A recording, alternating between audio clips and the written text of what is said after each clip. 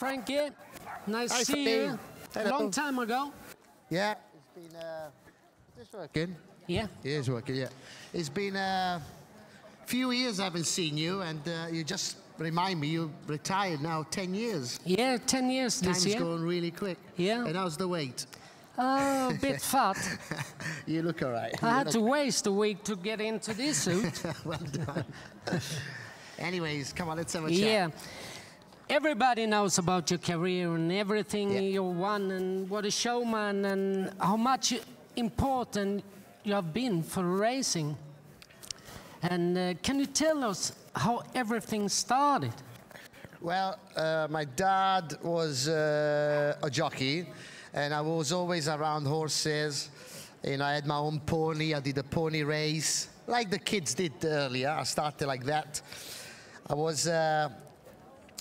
I was really addicted by the speed of the horse, the crowd, the competition, and from the beginning, all I wanted to do is being a jockey.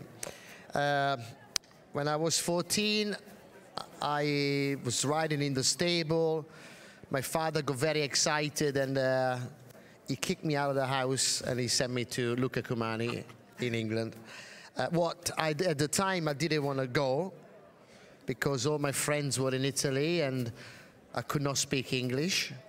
And it was difficult, but after a year or so, then I started to make friends, and I really love Newmarket because we have the best horses in the world. And 38 years later, Freddie, I'm still there. It's unbelievable. And what you have done and won and everything. How does it feel for you now when it's getting closer to stop? Well, don't you gonna miss the buzz and the kick we get out of this? I will gonna miss it. You know, I've been professional 36 years. But I will be 53 in December. And I was watching the World Cup last year, and one of the greatest players in the world, Ronaldo, he was on the bench. He wasn't even playing.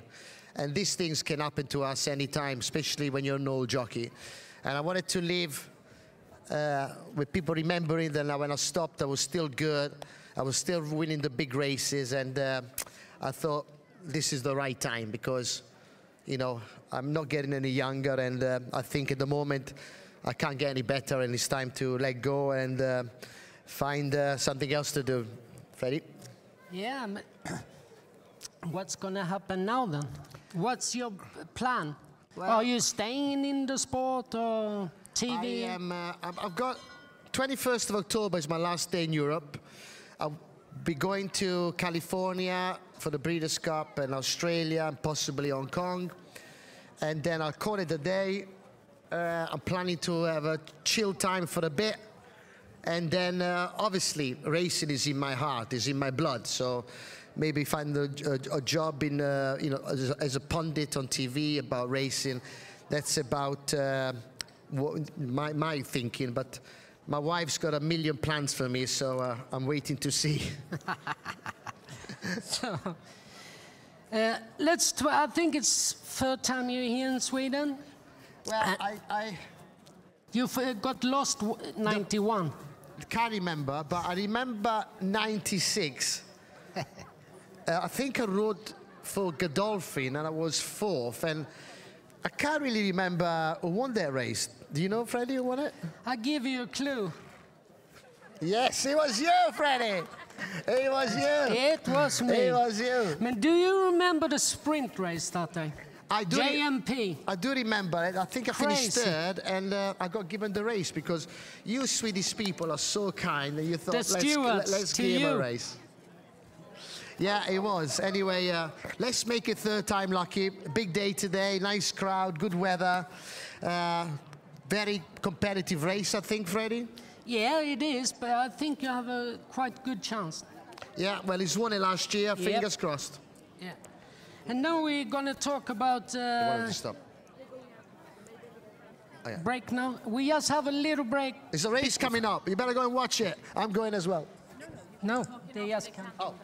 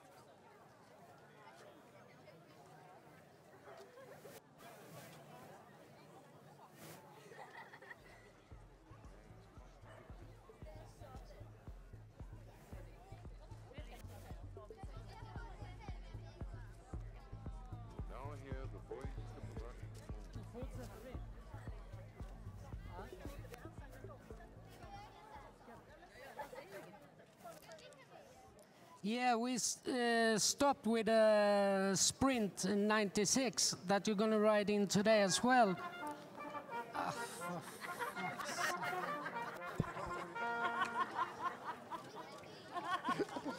I love you.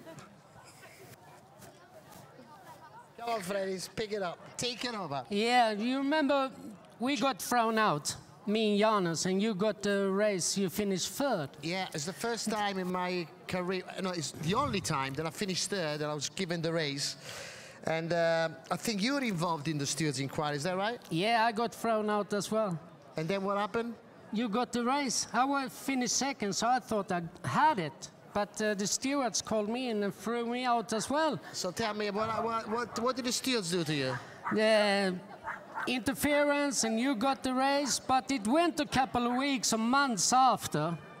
And I was called back into the stewards, and I've never seen it in my life. Jonas Tandari, who was also thrown out, he told me, watch the wall when you walked in to the stewards room, and open the door, big picture on you in JMP's colors. Just to remind you, to remind you. Do you know what the owner named this horse after that he bought? No, go on. Swedish Justice. Fantastic. Right. Down Under. Down Under, yes. 2015 for Willie Mullins. Yes. You were so close to winning the Melbourne Cup. Yes, and I got beaten by Michelle Payne on a 100-to-1 shot. And I think if I had to ride the race again, maybe I would have won it. I didn't put him in a good position. But these things happen, and this year... Exact. This year I'm going back, and I'm going to give it one last go. Yeah, is it for Mullins? Well, we don't know yet. Hopefully, he's got the best horse. Vauban? Vauban, but it all depends on Ryan Moore, but fingers crossed. He gets something for the brand, he's going to let me free. Yeah. So that must be one of the few races you haven't won yet, huh? Absolutely, yes. Yeah. Anyway, I'm in the next race, Freddie. Yeah, I know you like to talk for another 2 hours. I'm worse than you. But I want to watch this race and get ready. Yeah. So everybody, thanks very much for listening. Give him an applause. Thanks,